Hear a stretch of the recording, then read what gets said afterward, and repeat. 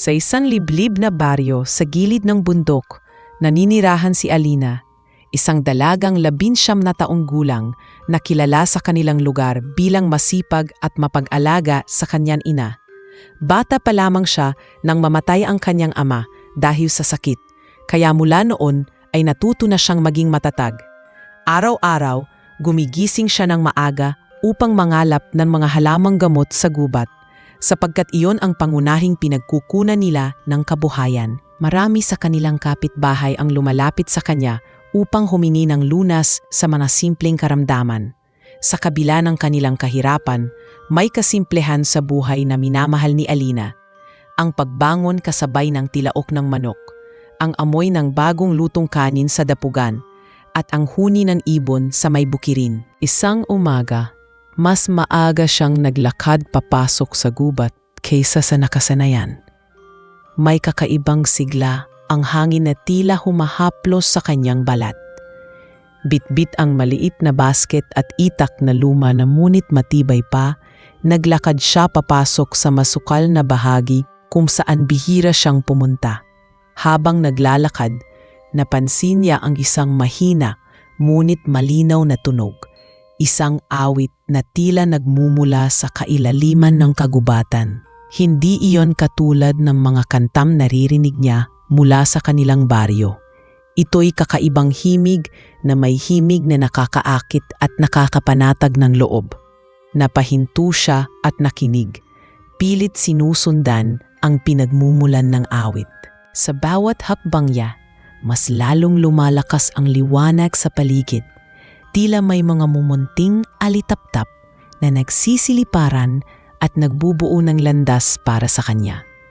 Tumaas ang mga balahibo niya sa braso, ngunit sa halip na matakot, nakaramdam siya ng kakaibang pagkamausisa.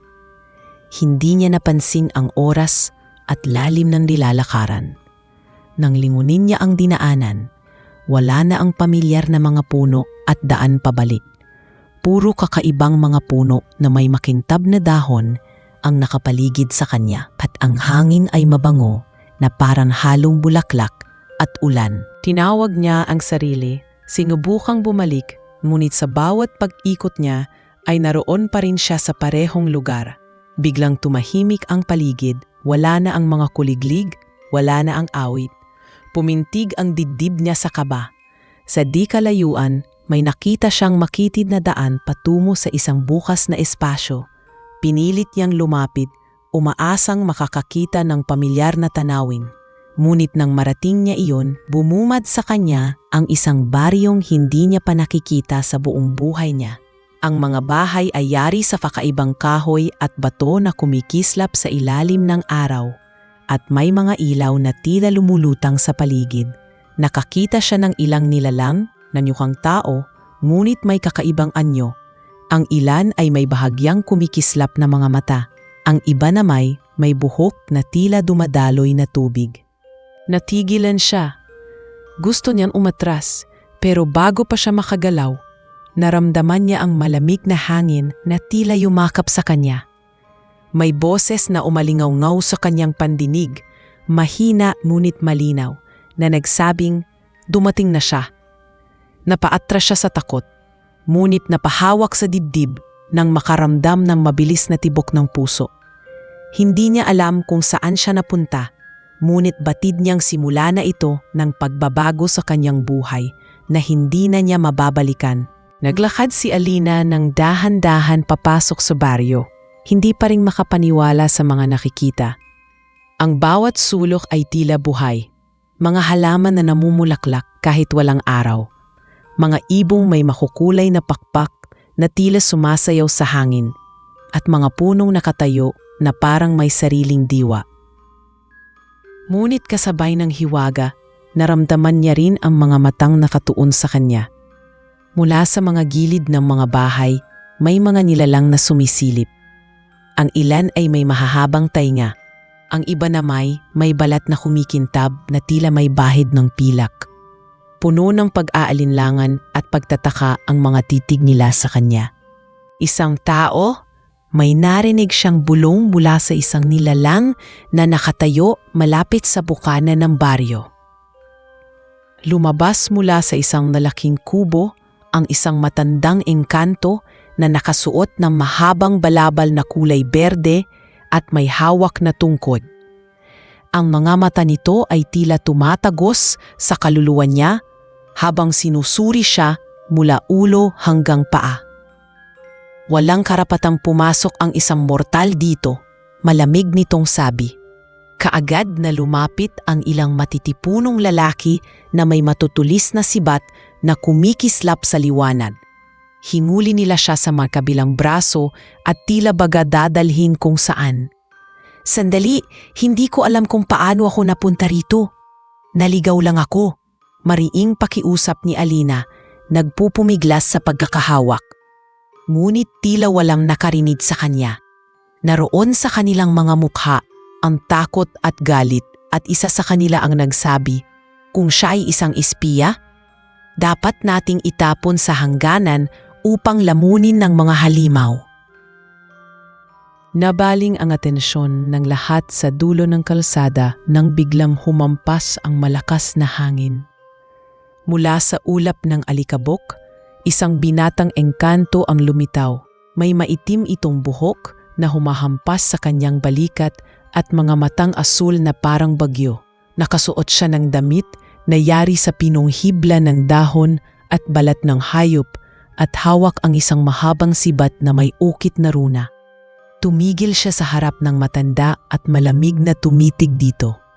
Itigil ninyo, aniya. Malamig ang boses ngunit may kapangyarihan. Hindi siya kabilang sa mga nilalam ng dilim. Kung papatayin ninyo siya ngayon, mas lalong magagalit ang mamahalimaw sa atin. Erix, sabi ng matanda, tila nagpipigil ng inis. Hindi mo alam kung anong panganib ang dala ng isang mortal dito. Alam ko kung sino ang kaaway natin. Matatag na sagot ng binata. At hindi siya iyon. Saglit na katahimikan ang sumunod bago ibinaba ng mga mandirigma ang kanilang mga sandata. Ngunit hindi pa rin nawala ang mga tingin nilang puno ng pagdududa kay Alina. Lumapit si Eric sa kanya at tumingin ng diretso sa kanyang mga mata. Kung ayaw mong lamunin ng kagubatan, sumama ka sa akin. Aniya, walang ibang pagpipilian si Alina kundi sundin siya. Lalo na't hindi pa rin niya alam kung paano makakabalik. Habang naglalakad sila palabas ng gitna ng baryo, ramdam niya ang bigat ng mga matang nakasunod sa kanya at ang malamig na bistansyang ibinibigay ng binata. Saan mo ako dadalhin? Tanong niya sa mahinang tinig. Sa gilid ng hangganan. Doon natin malalaman kung paano ka nakapasok. Sagot ni Erix nang hindi siya tinitingnan.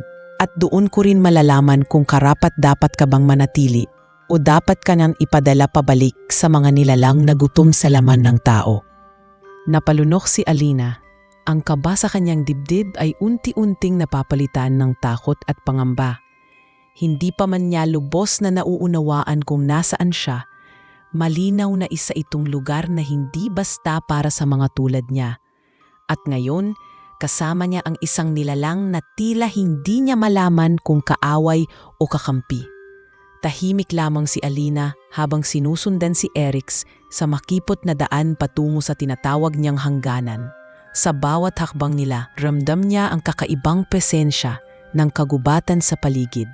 Tila may mga matang nagmamasid mula sa bawat anino at bawat hangin na dumadaloy ay may dalang bulong na hindi niya mawari kung salita o ingay lamang. Minsan-minsan, lingon siya ng lingon sa likuran, umaasang makakita ng pamilyar na daan pabalik sa kanilang baryo, ngunit wala siyang makita, kundi ang parehong kakaibang tanawin, mga punong mas mataas pa sa ampanaryo ng simbahan sa kanilang bayan, mga halamang may ilaw sa bulaklak, at mga nilalang na mabilis lumitaw at naglalaho sa kanyang gilid, na tila pawang mga anino lamang.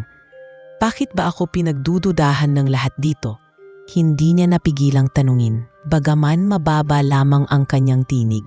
Hindi kaagad sumagot si Erix. Tila nagdadalawang isip kung sasagutin ba siya o hindi. Ngunit kalaunan, nagsalita rin siya, dahil wala ka dapat dito. Matagal nang isinara ang daan patungo sa aming mundo. Kapag may taong nakakatawid, madalas may kasamang kapahamakan. Napayuko si Alina. Wala akong masamang intensyon. Naligaw lang ako. Tumigil sa paglakad si Erix at hinarap siya. Naliligaw lang? Sa lugar na hindi nakikita sa mapa ng tao? Sa daan na ilang daang taon nang nakatago sa inyong mundo? Tumagos ang malamig niyang tingin sa kanya na para bang sinusukat ang laman ng kanyang kaluluwa. Kung totoo man ang sinasabi mo, kailangan mong patunayan. Pagkatapos ng sagot na iyon, nagpatuloy silang muli. Di nagtagal, narating nila ang isang malawak na kapatagan na napapalibutan ng mga matatayog na puno. Sa gitna nito ay may bilog na batuhan na may mga ukit na kakaiba, mga simbolong hindi niya maunawaan.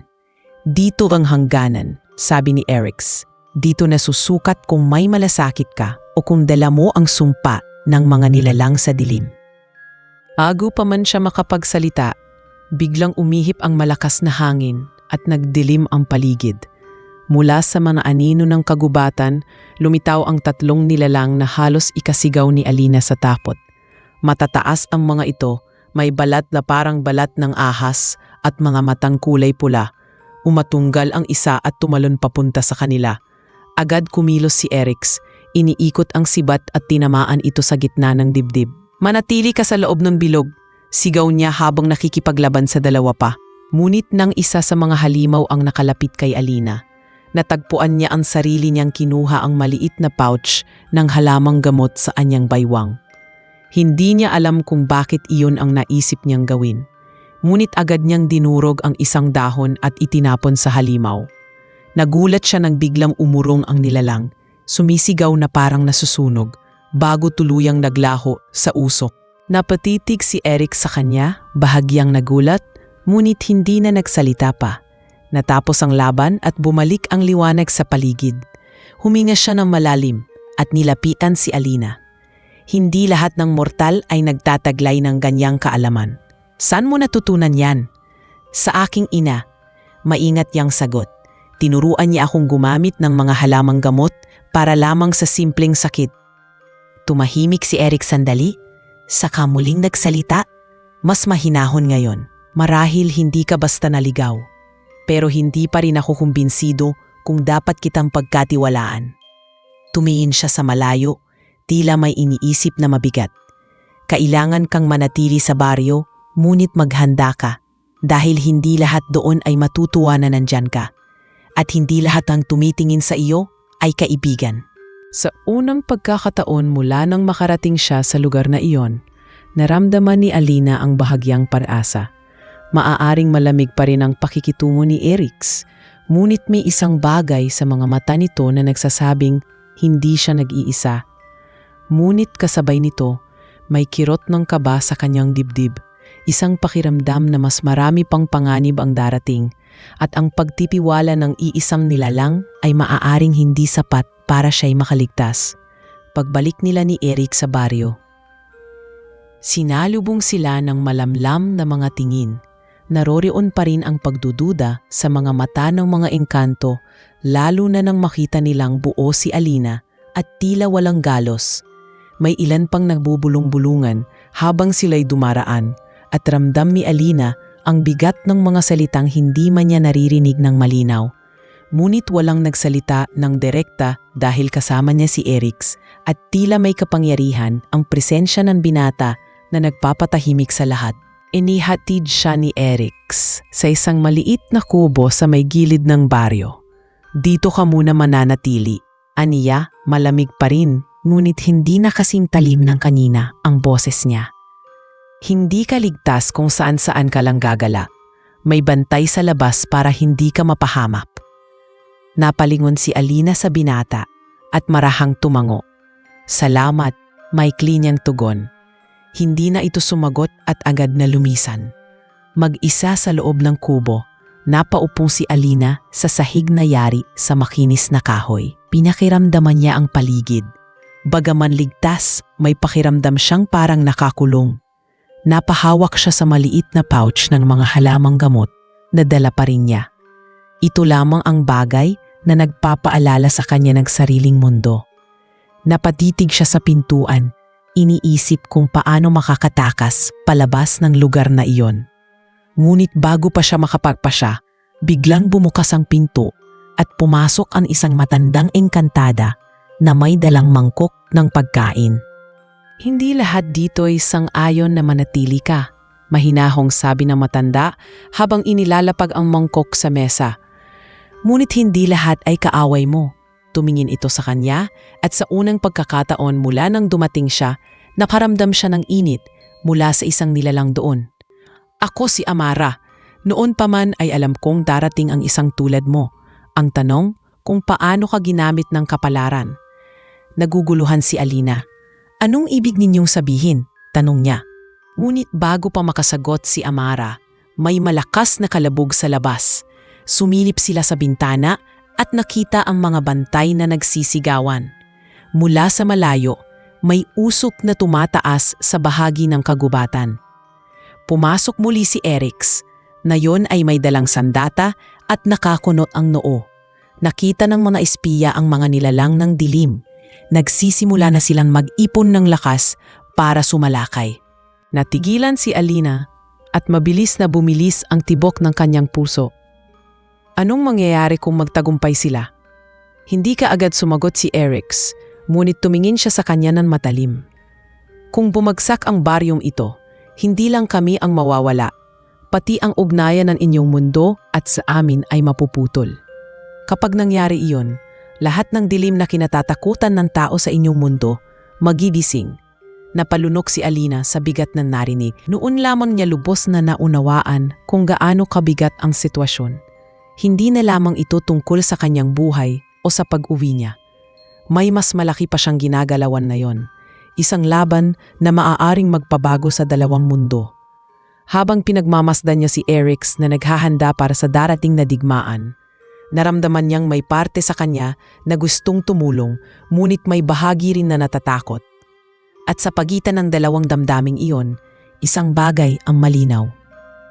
Wala na siyang maibabalik na normal na buhay kung hindi niya haharapin ang lahat ng ito. Lumipas ang ilang oras mula nang makita nila ang usok sa kagubatan. Naging abala ang buong baryo sa paghahanda. Ang mga kababaihan ay nagtatabi ng pagkain at gamit habang ang mga mandirigma ay inaayos ang kanilang mga sandata at nag-uusap ng estratehiya. Si Alina, bagaman nais tumulong ay naiwan lamang sa gilid. Pinapanood ang lahat mula sa loob ng kanyang maliit na kubo. Ramdam niya ang tensyon sa hangin, tila bawat huni ng ibon at bawat paghihip ng hangin ay nagbabadya ng paparating na panganib. Sa loob ng kanyang dibdib, may halong kaba at pagkadismaya. Hindi siya sanay na walang ginagawa, lalo na kung may banta sa paligid. Ngunit malinaw sa kanya na isa lamang siyang mortal sa mundong hindi kanya at wala siyang karapatan na basta makialam. Bigla siyang napatayo nang bumukas ang pinto at pumasok si Amara, hawak ang isang maliit na sisidlan na gawa sa puting pato.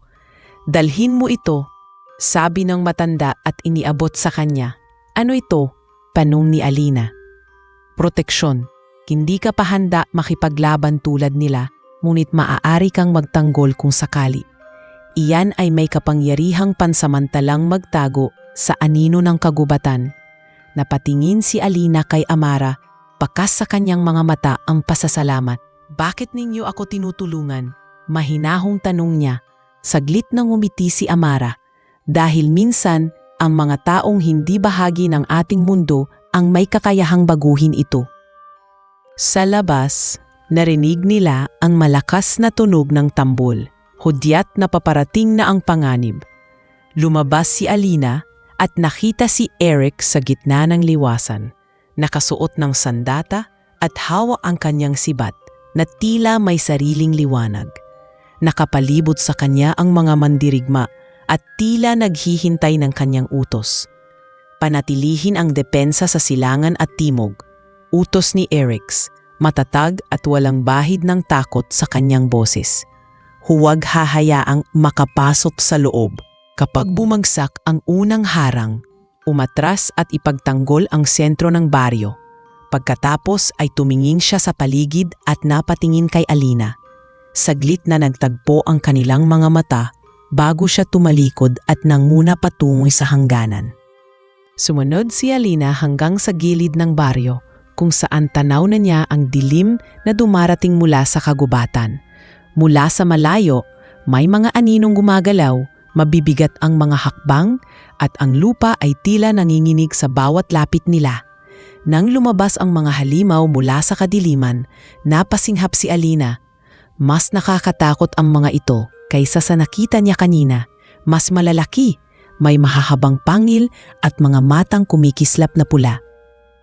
Sa isang iglap, sumalakay sila at nagsimula ang matinding labanan. Nagsumulang umalingaw ang mga sigaw at tunog ng bakal na sumasalubong sa laman ng halimaw. Ang hangin ay napuno ng usok at amoy ng dugo. Pinilit ni Alina na manatili sa gilid, mahigpit na hawak ang sisidlan na ibinigay ni Amara. Ngunit hindi niya matiis na panoorin lang. Nakita niya si Erix na nakikipaglaban ng buong tapang, mabilis at tiyak ang bawat galaw ng kanyang sibat. Ngunit napansin din niya ang isang nilalang na palihim na sumusubok lumusot sa likuran ng mga depensa, papunta sa bahagi ng baryo kung saan naroroon ang mga bata at matatanda. Hindi na siya nag-isip pa. Mabilis siyang tumakbo papunta roon. Pinipigilan ng takot na sumisigaw sa kanyang isipan. Nang makita siya ng halimaw, umatake ito, ngunit agad niyang binuksan ang sisidlan at itinapon ang laman nitong pulbos sa nilalang. Sumigaw ito at tila natunaw sa hangin. Halos hindi makapaniwala si Alina sa nagawa niya, ngunit hindi niya naisip yon sa sandaling yon. Pinuntahan niya ang mga bata at itinago sa isang ligtas na lugar. Saka muling bumalik sa labas. Habang patuloy ang labanan, unti-unting nakakuha ng bentahe ang mga engkanto.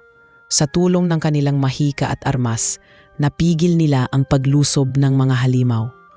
Pagkatapos ng mahaba at nakakapagod na sagupaan, umatras ang mga nilalang pabalik sa kagubatan. Napaluhod si Erix, hinihingal at tumingin sa paligid. Nang makita niya si Alina na buhay at nakatayo pa rin, may bahid ng pagtataka sa kanyang mukha. Lumapit siya rito. "Ano ang ginawa mo?" tanong niya, tila hindi makapaniwala. "Niligtas mo ang mga bata, mag-isa." "Ikaw ang nagsabi na hindi ako dapat maggala," sagot ni Alina, bahagyang nangingiti. "Pero hindi ko kayang manood lang habang may nasasaktan." Sandaling natahimik si Erix, saka siya tumamo. "Marahil, hindi ka nga basta mortal lang." Sa kabila ng pansamantalang tagumpay, dama ng lahat na hindi pa tapos ang panganib. Habang pinagmamasdan ni Alina ang baryong sugatan ngunit buhay, alam niyang nagsisimula pa lamang ang laban na kakaharapin nila at ang ugnayan nila ni Erix ay nagsisimula ng mabuo sa gitna ng apoy at takot na pinagdadaanan nilang magkasama. Hinagabihan, matapos ang labanan, nanahimik ang buong baryo. Ang mga nasugatan ay inaalagaan sa gitna ng liwasan at ang ilan sa mga mandirigma ay nakabantay pa rin sa paligid, laging handa sakaling bumalik ang mga halimaw. Si Alina ay nakaupo sa labas ng kanyang kubo. Hawak pa rin ang sisidlan na ibinigay ni Amara. Pakiramdam niya ay para pa rin siyang humihingal kahit tapos na ang lahat. Hindi niya inasahang magagawa niyang harapin ang isa sa mga halimaw, lalo na't wala siyang kapangyarihan, katulad ng mga engkanto. Ngunit sa kabila ng tagumpay, ramdam niya ang bigat ng nalaman niya kanina, ang posibilidad na kapag natalo ang baryo, maging ang kanyang mundo ay maaaring mapahamak. Lumapit si Amara, dala ang isang maliit na bandehado ng tinapay at sabaw. "Kumain ka muna," sabi nito habang inaabot iyon. "Hindi sapat na matapang ka lang. Kailangan mo ring maging matatag." Tinanggap ni Alina ang pagkain at nagtasalamat. "Hindi ko po alam kung papaano ko nagawa iyon kanina," mahinang sabi niya. "Para bang gumalaw lang ang katawan ko ng kusa." Umupo si Amara sa tabi niya at tumingin sa madilim na kagubatan. May dugo ng tagapangalaga ang bawat taong pinipili ng kapalaran. Hindi mo pa alam kung ano ang ibig sabihin noon. Ngunit darating ang panahon na maiintindihan mo. Bago pa makasagot si Alina, may narinig silang mga yabag. Dumating si Erix, pagod ngunit matatag pa rin ang tindig. Tumigil siya sa harap ni Alina. Kausap ko ang mga nakatatanda, aniya. Naniniwala silang may halaga ka sa laban na ito. Ngunit may isa sa baryo na hindi matanggap ang iyong presensya. Isa siyang tadapayo na may impluensya, si Veyron. At sinabi niyang kapag hindi ka umalis bago sumikat ang araw, siya na mismo ang magtataboy sa iyo. Napasinghap si Alina. Pero hindi ko alam kung paano uuwi. Alam ko, tugon ni Erix. Medyo mahina ang tinig, kaya hindi kita hahayaan basta umalis. Napatingin si Amara kay Erix at saka kay Alina. Kailangang ipakita mo sa kanila na hindi ka sagabal kundi kakampi. Butas, may panpupulong sa gitna ng liwasan. Magpapasya sila kung mananatili ka o hindi. Sa loob ni Alina, may halong kaba at takot. Hindi niya alam kung anong mangyayari kung paalisin siya, lalo na ngayong ramdam niya ang nalalapit na panganib. Ngunit may bahagyaring ningning ng pag-asa. Marahil sa unang pagkakataon, may laban siya na kailangang harapin hindi lang para sa sarili, kundi para sa iba. Kinabukasan, maagang nartipon ang buong baryo. Nakapalibot ang lahat sa gitna ng liwasan at sa gitna ay naroon sina Amara, Erix at ang matandang si Veyron na nakasuot ng mahabang kulay itim na balabal. May matalim itong tingin kay Alina, parang hinuhusgahan siya bago pa magsimula ang usapan. Hindi tayo dapat magtiwala sa isang mortal, malakas na sabi ni Veyron. Ang kanyang presensya ay nagbukas ng daan para sa mga nilalang ng dilim. Bago siya dumating, tahimik ang ating hangganan. Ngayon, tingnan ninyo ang nangyari. Tumango ang ilan sa mga nakikinig, ngunit may iba ring hindi sang-ayon. Tumayo si Erix at humarap sa lahat. Kung hindi dahil sa kanya, mas marami na sa atin ang patay. Niligtas niya ang ating mga anak kagabi nang wala siyang armas o kapangyarihan. Paano ninyo maipapaliwanag iyon kung wala siyang dalang mabuting layon? Nagbulungan ang mga tao at halatang may mga nagbabago ang isip. Lumingon si Amara kay Alina at marahang tumango, hudyat na magsalita siya. Huminga ng malalim si Alina at tumindig. Hindi ko alam kung bakit ako narito. Panimula niya, tinig na bahagyang nanginginig, ngunit malinaw. Ngunit isang bagay ang sigurado ako. Hindi ko hahayaang masaktan ang kahit sino dahil sa akin. Kung kailangan kong lumaban para sa inyong tiwala, gagawin ko. Matapos ang katahimikan, muling nagsalita si Veyron. Kung ganoon, patunayan mo. Sa susunod na pag-atake, isasama ka sa harapan. Kung totoo ang sinasabi mo, mabubuhay ka at makakatulong. Kung hindi, mawawala ka sa ating lahat. Hindi siya makapagsalita agad, ngunit nang tumingin siya kay Erix at nakita ang paninindigan sa mga mata nito, tumamo siya. Pinatanggap ko. Sa gabing iyon, habang nakaupo siya sa tabi ng apoy kasama si Erix, nagtanong siya sa binata, "Bakit mo ako ipinagtanggol?" Saglit na tumingin si Erix sa apoy bago tumingin sa kanya. Dahil sa lahat ng taong nakilala ko, ikaw lang ang lumaban kahit akot ka. At iyon ang pinakakailangan namin ngayon. Sa unang pagkakataon, hindi na lamang takot ang naramdaman ni Alina. May apoy na ring sumisindi sa loob niya, isang determinasyon na hindi niya inakalang mahahanap sa mundong hindi kanya. At sa malayo, sa dilim ng kagubatan, isang nilalang na mas malaki at mas mabangis kaysa sa lahat ng kanilang nakaharap, ay nagmamasid, naghihintay ng tamang sandali upang umatake. Mabilis na lumipas ang mga araw na puno ng paghahanda. Araw-araw ay sinasanay si Alina sa mga kasanayang maaaring makapagligtas sa kanya at sa baryo. Tinuruan siya ni Amara ng mas malalim na kaalaman tungkol sa mga halamang may mahika. Mga dahong nagpapagaling ng sugat, mga butil na nakakapagpatibay ng katawan, at mga halamang nakakapagtaboy ng masasamang nilalang. Si Erix naman ang nagturo sa kanya ng paraan upang ipagtanggol ang sarili gamit ang sibat at kutsilyo. Bagaman mabigat ang kanyang katawan at mahirap para sa isang mortal na makasabay sa lakas ng mga engkanto, hindi siya sumuko. Paulit-ulit siyang bumabagsak sa lupa sa tuwing nagkakamali, ngunit palaging tumatayo muli. At sa bawat pagbagsak at pagtayo, napapansin ni Erix ang kakaibang determinasyon sa kanya, isang bagay na hindi niya nakikita kahit sa ilan sa kanyang sariling bayan. Isang gabi, matapos ang isang mahabang araw ng pagsasanay, nagpunta si Alina sa ilog na malapit sa baryo upang maghugas ng mukha at magpahinga. Tahimik ang paligid, tanging agos ng tubig at huni ng mga kuliglig ang naririnig. Ngunit habang nakaupo siya sa tabi ng ilog, naramdaman niya ang kakaibang lamig na dumampi sa kanyang balat. Hindi tulad ng karaniwang simoy ng hangin. Napatingin siya sa kabilang pangpang at doon niya nakita ang isang anino, matangkad. May mahahabang galamay at mga matang pula na kumikislap mula sa dilim. Napasinghap siya at mabilis na umatras. Ngunit bago pa siya makatakbo, biglang nagliwanag ang paligid nang dimating si Erix. Mabilis na humarang sa harapan niya at itinapat ang kanyang sibat sa nilalang.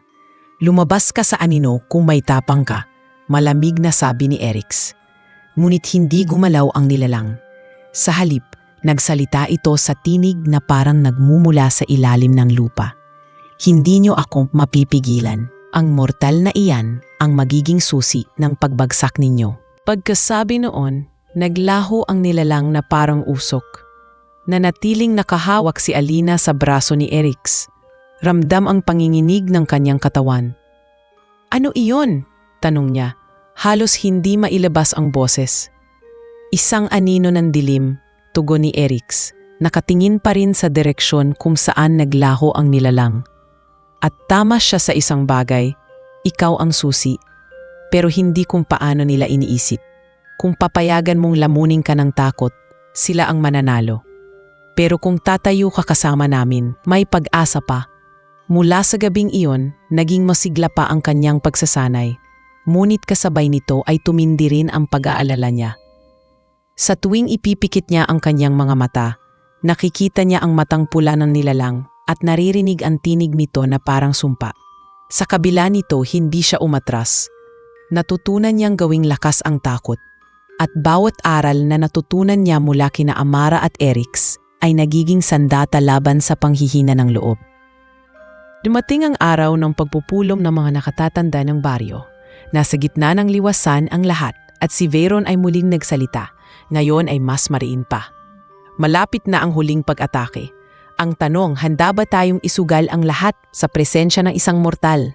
Tumindig si Alina at humarap sa kanila. Hindi na nanginginig ang tinig. "Hindi ako humihingi ng inyong buong tiwala, ngunit ibibigay ko ang lahat para protektahan ang lugar na ito. Kung ako man ang magiging dahilan ng inyong pagbagsak, mas pipiliin kong mamatay bago iyon mangyari."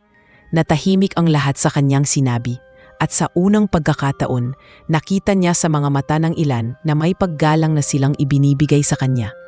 Tumango si Erix at humarap sa mga nakatatanda. "Kung handa na siya, handa rin tayo." Sa huling pagkakataon bago ang inaasahang laban, nagtipon ang buong baryo. Pinuno ng mahika ang mga harang, pinatibay ang mga detensa, at ang bawat isa ay naghandang ipaglaban ang kanilang tahanan.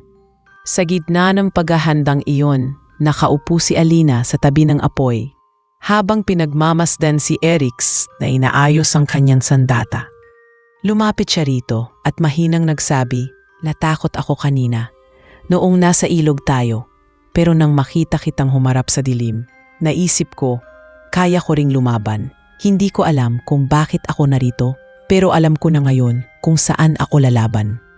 Tumingin si Erix sa kanya at sa unang pagkakataon, may maliit na ngiti sa kanyang labi. "Kung ganoon, hindi ka na isang bisita dito. Isa ka na sa amin." Sa malayong bahagi ng kagubatan, sa ilalim ng pinakamadilim na anino, nagtitipon na ang mga halimaw. Sa kanilang gitna, isang dambuhalang nilalang ang gumising. Mas malaki at mas mabagsik kaysa sa lahat. Ang huling laban ay paparating at sa bawat tibok ng puso ni Alina, Alam niyang papalapit na rin ang sandaling huhubog sa kanyang kapalaran at sa kapalaran dalawang mundo. Muling sumikat ang araw sa baryo, ngunit imbes na magdala ng pag-asa, tila mas mabigat ang himpapawid. Alam ng lahat na hindi na magtatagal at darating ang pinakamalaking pagsubok na kinatatakutan nila. Sa bawat sulok ng baryo, abala ang lahat sa paghahanda. Ang mga kababaihan ay gumagawa ng mga anting-anting at pinaghalo-halo ang mga halamang may kapangyarihan. Ang mga mandirigma ay nag-eensayo ng sabayang galaw, habang ang mga matatanda ay nagdarasal sa gitna ng liwasan upang palakasin ang mga harang na nakapalibot sa baryo. Si Alina ay kasama ni Amara sa loob ng isang maliit na silid kung saan nakalagay ang mga sinaunang aklat at lumang kasangkapan. "Handa ka na ba?" tanong ni Amara habang pinapakita sa kanya ang isang maliit na sisidlan na kulay asul, mas makintab at mas mabigat kaysa sa una niyan natanggap. "Ano ito?" tanong ni Alina. "Ito ay huling pamana ng mga tagapangalaga. Kapag dumating ang sandali na wala ng ibang paraan, gamitin mo ito. Ngunit tandaan, hindi ito madaling kapangyarihan. Kailangang buo ang iyong loob, sapagkat kapalit nito ay maaaring buhay mo." Napatitig si Alina sa sisidlan. Ramdam ang bigat ng responsibilidad. "Kung makakatulong ito para protektahan ang lahat, tatanggapin ko," sagot niya, mas matatag kaysa dati. Numiti si Amara at marahang tinapik ang kanyang balikat. Iyan ang puso ng isang tagapangalaga. Sa labas, nakita ni Alina si Erix na pinamumunuan ang huling pagpupulong ng mga mandirigma. Lumapit siya at nakinig sa mga tagubilin. "Hatiin natin ang puwersa," sabi ni Erix. "Ang una ay magbabantay sa hangganan, ang pangalawa ay mananatili sa gitna ng baryo para sa depensa. Ako ang mangunguna sa labas kasama ang ilan, at kung sakaling makalusot ang kalaban, alam niyo na ang gagawin." Napatingin siya kay Alina at tumango, na para bang sinasabi sa kanya na handa na siya sa anumang mangyayari. Nang lumalim ang gabi, nagsimulang manahimik ang buong baryo. Ang liwanag ng buwan ay tila mas maliwanag kaysa dati, ngunit may kakaibang lamig sa hangin. Biglang umihip ang malakas na hangin mula sa kagubatan, kasabay ng mahinang pagyanid ng lupa. Dumarating na sila, bulong ng isa sa mga bantay. Tumayo si Erix at kumaway sa mga kasamahan. "Sa mga posisyon," sigaw niya, at agad na nagkilos ang lahat. Nasa gitna si Alina kasama ni Amara at manilang matatanda, handa kung sakaling makalusot ang mga kalaban. Ngunit sa loob niya, ramdam niya ang pagtibok ng kanyang puso na parang babasag sa kanyang dibdib. Muli niyang naalala ang sinabi ng anino sa tabi ng ilog. "Ikaw ang magiging susi ng pagbagsak nila." Napakapit siya sa sisidlan at pinilit na iwaksi ang takot. Hindi siya pumunta rito para sumuko. Mula sa labas ng hangganan, umalingaw-ngaw ang nakabibinging dagundong at isang malakas na umol. Lumitaw mula sa dilim ang napakaraming halimaw, mas marami at mas mabangis kaysa sa dati. Sa kanilang gitna ang dambuhalang bilalang na nakita niyang nagmamasid noon. Mataas na halos sumayad sa pinakamataas na puno, parang bato at mga matam naglalagablab. "Atin na itong wakasan," sigaw ni Erix bago sumugod kasama ang unang hanay ng mga mandirigma. Nagliyab ang paligid sa labanan. Ang lupa ay nanginginig sa bawat hakbang ng dambuhalang halimaw, at ang hangin ay napuno ng mga sigaw, hampas ng armas at ugong ng mahika. Mula sa gitna, nakikita ni Alina ang pagod at hirap ng mga kakampi niya. Hindi nagtagal, nakahanap ng siwang ang ilan sa mga halimaw at nakalusot patungo sa baryo. Tumayo siya at humarap sa kanila gamit ang mga halamang natutunan niya kay Amara. Pinagsama niya ang mga pulbos at dinurog sa kanyang palad. Sa kahinipan patungo sa mga halimaw, isa-isang bumagsak ang mga ito, tinamaan ng mahikang proteksyon. Ngunit sa bawat halimaw na nadadapa, may mas malakas na sumusunod. Habang abala siya, napansin niyang sugatan si Eric sa labas, nakipaglaban sa dambuhala at halos matabunan ng isang malaking puno na itinapon ng halimaw. Napasigaw siya, "Erix!" At bago pa niya mapigilan ng sarili, tumakbo siya palabas ng gitna. Sinubukan siyang pigilan ni Amara, ngunit mabilis siyang nakalabas sa harang. Tinulungan niya si Erix na makatayo at sabay silang humarap sa dambuhalang nilalang. "Hindi mo dapat ginawa ito," sabi ni Erix habang nakangiti ng kaunti kahit sugatan. "Hindi kita iiwan," sagot ni Alina, matatag ang boses. Sa sandaling iyon, naramdaman ni Alina ang kakaibang init mula sa sisidlan. Parang tumatawag ito sa kanya. Tumingin siya kay Erix. "Panahon na," bulong niya. Binuksan niya ang sisidlan at agad na kumalat ang liwanag na tila mula sa mismong bituin. Tumigil saglit ang halimaw at napaatras ang ilan nitong kasamahan. Ang liwanag ay pumalibot sa kanila at sa buong baryo. Tila nagbibigay ng bagong lakas sa lahat ng nakikipaglaban. Ngunit alam ni Alina na ito ay simula pa lamang ng mas matinding hamon. Habang patuloy na lumalakas ang liwanag, naramdaman niyang may parte ng sarili niya ang ibinibigay sa kapangyarihang iyon. Isang sakripisyong handa niyang tanggapin kung kinakailangan, para sa baryo, para sa mundong iniwan niya, at para sa taong natutunan niyang mahalin sa gitna ng kaguluhan. Nagningning ang buong paligid sa liwanag na nagmumula sa sisidlan na hawak ni Alina. Ang dating dilim na bumabalot sa baryo ay tila umatras at ang mga halimaw ay napaatras din, hindi makalapit sa kinatatayuan niya at ni Erix. Ngunit kasabay ng liwanag ay ang bigat na bumabalot sa kanyang katawan. Ramdam niya na bawat tibok ng puso niya ay may kapalit, na para bang hinihigop ng sisidlan ang lakas niya upang mapanatili ang kapangyarihan nito. Pinilit niyang manatiling nakatayo, sapagkat alam niyang kung titigil siya, babalik ang kadiliman at babagsak ang lahat ng pinoprotektahan nila. "Alina, bitawan mo na," sigaw ni Erix habang pumapagitna at hinaharanan ang mga halimaw na patuloy na sumusubok makalapit. "Hindi mo kayang mag-isa ito." Nanginginig ang tinig niya, hindi dahil sa takot kundi sa pag-aalala. Ngunit umiling si Alina, mariin ang titig. "Kung titigil ako ngayon, lahat tayo mawawala. Panindigan natin ito hanggang dulo." Sa sagot niyang iyon, parang nagkaroon ng panibagong lakas si Erix. Tumindig siyang muli. Kinuha ang kanyang sibat at sumugod sa dambuhalang nilalang na siyang pinuno ng dilim. Sa bawat hampas ni Erix, sumasabay ang liwanag ni Alina, nagbibigay ng lakas sa kanyang mga kasamahan. Ang mga engkanto na dati pagod at sugatan ay muling lumaban ng may apoy sa kanilang mga mata. Si Amara, gamit ang natitirang lakas, ay nagsagawa ng isang sinaunang orasyon na nagpalakas pa sa harang ng baryo. Ngunit sa kabila ng lahat ng ito, napakalakas pa rin ng kalaban. Ang dambuhalang nilalang ay sumigaw at sa isang hampas ng kanyang matigas na braso, pumagsak ang ilang mandirigma.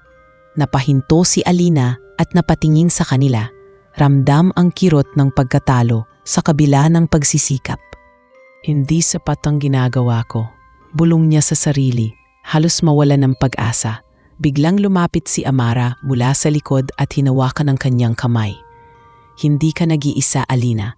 Hindi kailanman naging laban ng isa lang ang digmaan. Isama mo kami." Sa mga salitang iyon, naalala ni Alina ang lahat ng pinagdaanan niya mula nang mapadpad siya sa mundong ito. Ang takot, ang pagdududa, ang paghuhusga sa kanya, at higit sa lahat, ang mga sandaling natutunan niyang lumaban, hindi lamang para sa sarili kundi para sa lahat. Pumikit siya at inalay ang kanyang buong puso sa kapangyarihan ng sisidlan. Iniisip ang bawat nilalang sa baryo, bawat batang dapat protektahan, at si Erix na patuloy na nakikipaglaban sa harap ng panganib. Iglang lumawak ang liwanag, hindi na lamang galing sa kanya, kundi tila sinasalamin ng bawat isa sa baryo. Ang mga mandirigma ay nagliyab ang kanilang mga sandata sa liwanag. Ang mga sugatan ay nakabangon muli, at maging ang hangin at lupa ay tila naging kakampi nila. napatigil ang dambuhalang nilalang. Tila nabigla sa lakas na bumabalot sa kanila. Sa pagkakataong iyon, sumugod si Erix, sinaksak ang sibat sa dibdib ng halimaw. Kasabay ng pagputok ng liwanag mula sa sisidlan ni Alina. Isang nakabibinging ungol ang umalingaw-ngaw bago tuluyang bumagsak ang dambuhala. At ang natitirang mga halimaw ay naglaho na parang usok sa hangin. Pagbagsak ng kaaway, bumigay ang tuhod ni Alina at muntik ng mahulog. Ngunit agad siyang sinalo ni Erix. Tapos na, bulong nito ramdam ang pangingin ng katawan niya. Napatingin siya sa paligid at nakita ang baryo na ligtas pa rin.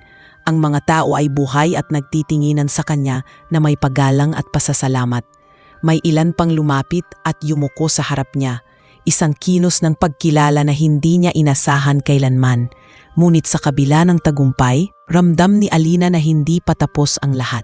May malalim na pagod sa kanyang katawan at kakaibang lamig na tila na natili sa kanya mula sa paggamit ng sisidlan. Alam niyang may kapalit ang lakas na iyon at hindi niya tiyak kung handa siyang malaman kung ano pa ang kasunod. Hinawakan ni Erix ang kanyang kamay at tumingin sa kanya. Seryoso ngunit may halong ginhawa sa kanyang mga mata. Pinatunayan mo sa kanila at pinatunayan mo rin sa akin. Hindi ka nadayuhan dito, Alina. Isa ka na sa amin. Napangiti siya, mahina ngunit totoo. Sa unang pagkakataon, naramdaman niya na kabilang siya, na may tahanan siya kahit sa mundong ito. Ngunit habang sumisilip ang unang liwanag ng umaga mula sa silangan, alam niyang darating pa ang mga tanong na kailangang sagutin tungkol sa kanyang pinagmulan, sa kapangyarihang tila unti-unting nagigising sa loob niya, pat sa hinaharap na magtatali hindi lamang sa kanya at kay Erix, kundi sa dalawang mundong magkaugnay sa kapalaran. Makalipas ang ilang araw mula nang matalo nila ang dambuhalang nilalang, tila muling bumalik ang katahimikan sa baryo. Ngunit sa ilalim ng payapang anyo nito, ramdam ni Alina na may gumagalaw pa ring panganib sa dilim. Hindi na siya ang parehong mortal na naligaw lang noon. Ngayon ay bahagi na siya ng paghahanda ng baryo para sa inaasahang pagbabalik ng mas mabigat na puwersa. Sa bawat umaga, gumigising siya ng maaga upang sanayin ang sarili. Hindi na lamang sa paggamit ng mga halamang gamot, kundi maging sa pakikipaglaban. Itinuro ni Eric sa kanya ang mga galaw na ginagamit ng mga mandirigma at kahit hindi siya kasing bilis at lakas nila, nakikita niya sa mga mata ng lahat ang paggalang sa kanyang pagsisikap. Isang gabi, pinatawag siya ni Amara sa dambuhalang punong nasa gitna ng baryo, kung saan matatagpuan ang pinakamatandang lihim ng kanilang lahi. Kailangan mo nang malaman ang totoo, sabi ni Amara habang inilalagay ang kanyang kamay sa makinis na katawan ng puno. Bigla itong lumiwanag at bumukas, ibinubunyag ang isang silid sa loob. Pumasok sila at nakita ni Alina ang isang malaking bato na may uhit na mga simbolo. At sa gitna nito ay nakalagay ang isang sisidlang mas malaki at mas maliwanag kaysa sa hawak niya noon. Ano ito? Tanong ni Alina, hindi maalis ang tingin dito. Iyan ang pinagmulan, sagot ni Amara.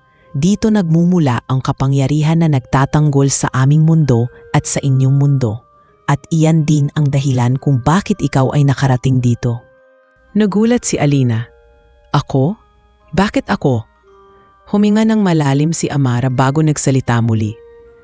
Matagal nang hinulaan na darating ang isang mortal na may pusong handang magsakripisyo para sa dalawang mundo. Ang sisidlang hawak mo noon ay isang bahagi ng kapangyarihang ito.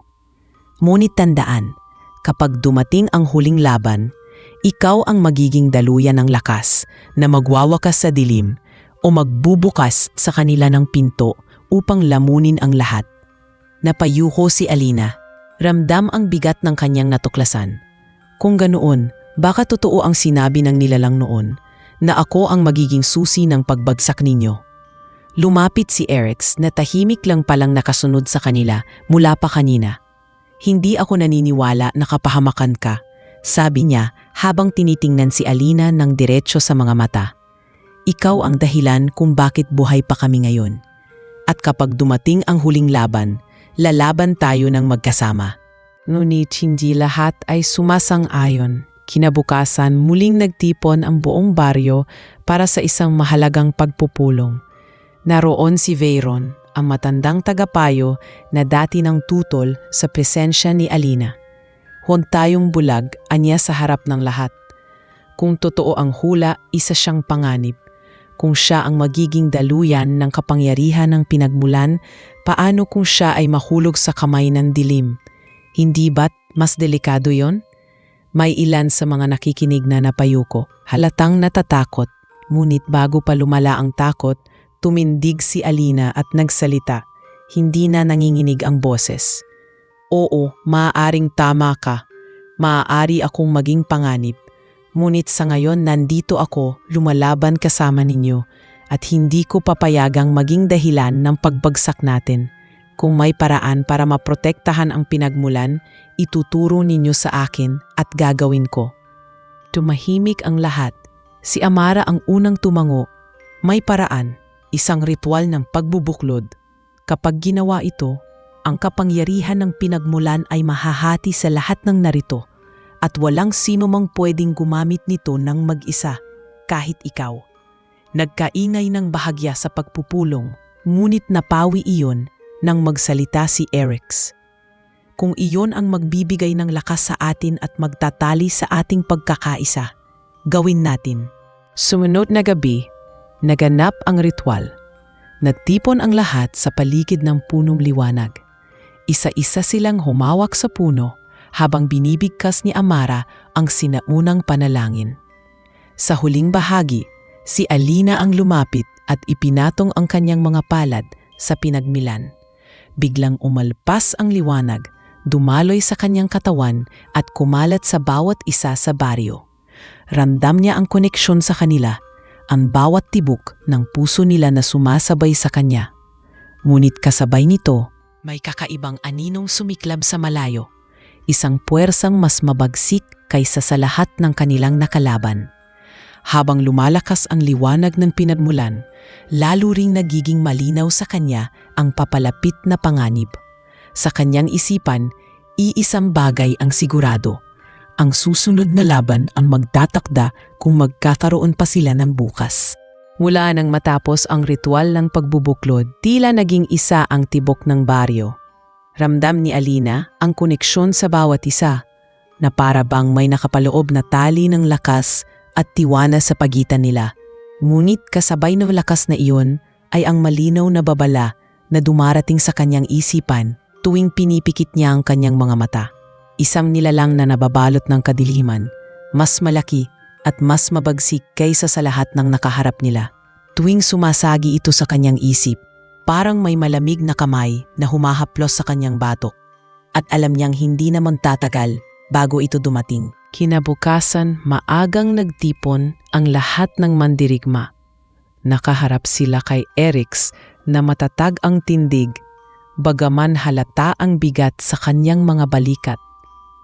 Dumating na ang huling ulat ng ating mga espiya, aniya, matatag ang boses. Nasa kilalang bundok na ng dilim ang pangunahing puwersa. Bago magtakip silim, narito na sila. Walang kahit sinong nagsalita. Tanging tunog ng hangin at yabag ng mga inihahandang sandata ang maririnig. Lumingon si Erix kay Alina at bahagyang tumango. Hindi na niya kailangang habang ang iba ay abala sa paghahanda, umakyat si Alina sa burol na tanaw ang buong baryo.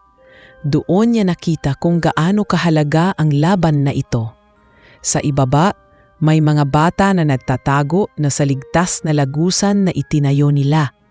Mga matatanda na tahimik na nagdarasal at mga mandirigmang alam niyang handang ibuwis ang buhay para sa kanilang tahanan. Pinikit niya ang kanyang mga mata at hinawakan ang kanyang dibdib kung saan naroon ang tibok ng pinagmulan na ngayoy bahagi na rin niya. Hindi ako susuko, mahinang bulong niya, para bang para sa kanyang sarili at sa lahat.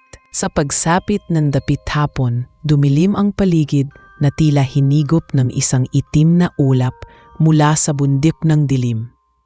Kasabay nito ay ang malakas na ugong na parang libu-libong tinig na sabay-sabay na bumubulong ng pananakot. Nasa unahan si Erix, hawak ang kanyang sibat na kumikislap sa liwanag ng mahika, habang si Alina ay nasa gitna, handang gamitin ang lahat ng natutunan. Ito na iyon, bulong ni Amara sa likuran niya. Huwag mong kalimutan, hindi ka nag-iisa. Mula sa kadiliman, lumitaw ang hukbo ng mga halimaw, mas marami at mas nakakatakot kaysa sa lahat ng nakita nila noon. Nanguna ang dambuhalang nilalang na tila pinagsama ang lahat ng anyo ng dilim. Ang katawan nito ay nababalot ng usok, mga mata na pulang apoy at tinig na umalingaw-ngaw sa buong lugar. Muli kaming maghahari, sigaw nito, naningining ang lupa sa bawat salita.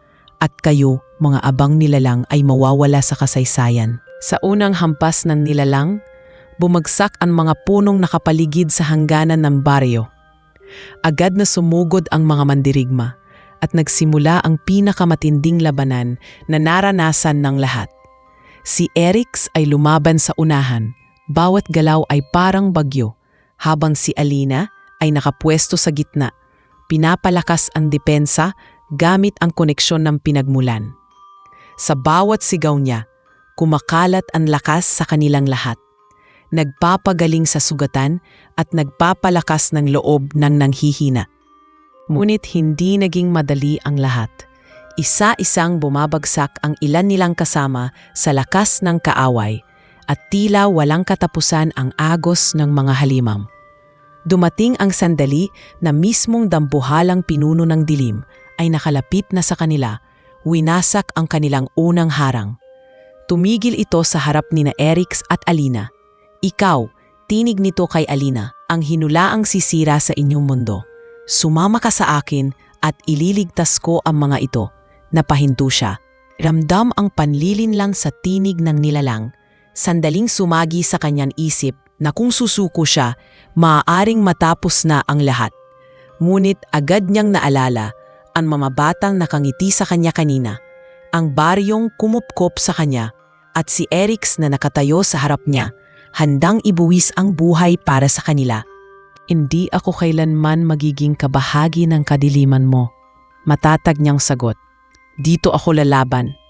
Dito ako mamamatay kung kinakailangan.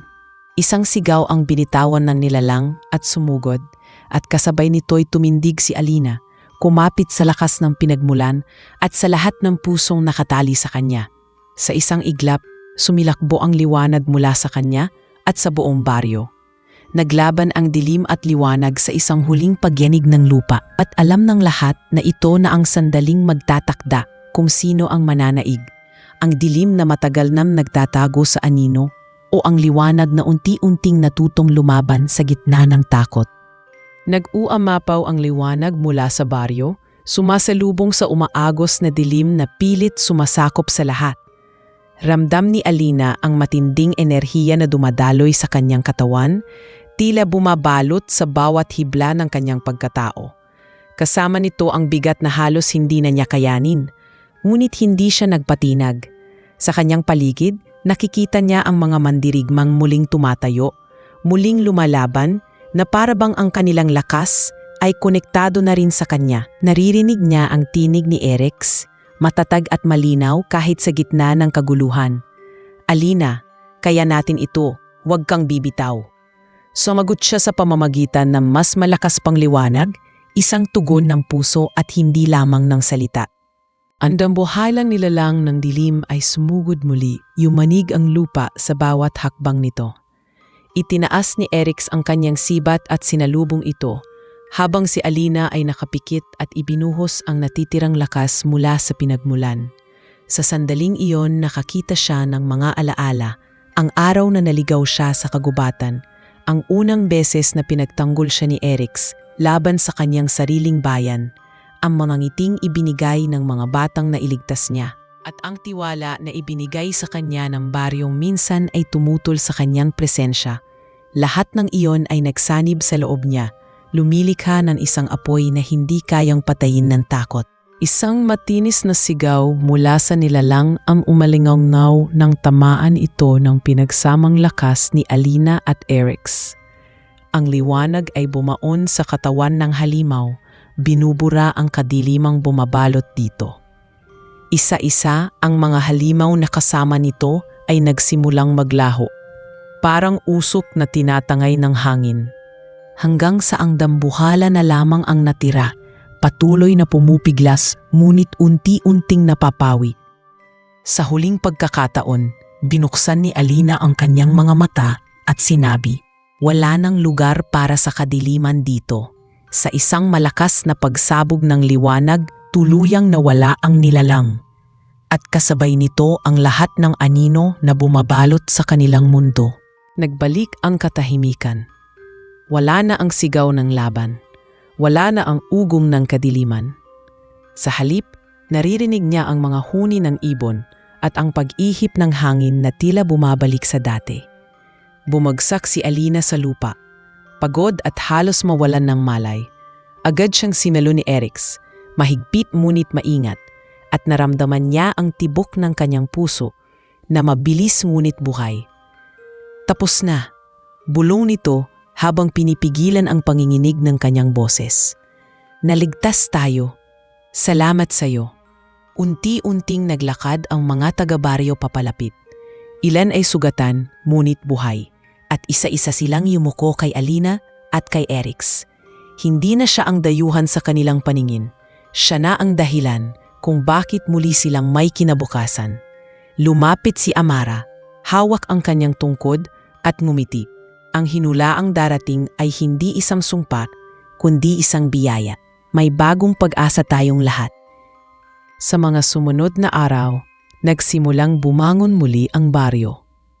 Ang mga bahay na nasira ay muling itinayo. Ang mga sugatan ay gumaling sa tulong ng mahika at mga halamang itinuro ni Alina. At ang lahat ay sama-samang nagtrabaho upang maibalik ang buhay na minsan ay naantala ng takot. Si Erix ay muling naging leader ng kanilang mga mandirigma, ngunit ngayon ay hindi lamang isang mandirigma kundi isang tagapangalaga ng ugnayan sa kanilang mundo at sa mundo ng mga mortal. Isang umaga, umakyat si Alina sa burol kung saan siya dati nagdasal mag-isa. Ngayon, tanaw niya ang baryong puno ng sigla, mga batang naglalaro at mga taong nagtatawanan. Dumating si Erix at tumabi sa kanya. Walang sinasabi, ngunit sapat na ang presensya niya upang magbigay ng kapayapaan. "Babalik ka ba sa mundo mo?" tanong niya sa wakas. Napatingin si Alina sa malayo, sa hangganan kung saan nagsimula ang lahat. "Marahil," sagot niya. Ngunit hindi bilang takas o bilang isang naligaw. "Babalik ako bilang tulay. At isang araw, babalik din ako rito. Dahil may tahanan na rin ako dito." Numiti si Erix at tumingin sa kanya. "At kapag bumalik ka, narito ako, naghihintay." Sa ilalim ng liwanag ng araw, naghawak sila ng kamay. Isang pangako na kahit magkalayo man ang kanilang mga mundo, mananatiling magkakarugnay ang kanilang mga puso. At sa wakas, sa baryo ng mga engkanto na minsan ay puno ng pag-aalinlangan at takot, sumilay ang isang bagong umaga na puno ng pag-asa at pag-ibig, dala ng isang dalagang minsan lamang naligaw ngunit natagpuan ang tunay na layunin ng kanyang paglalakbay.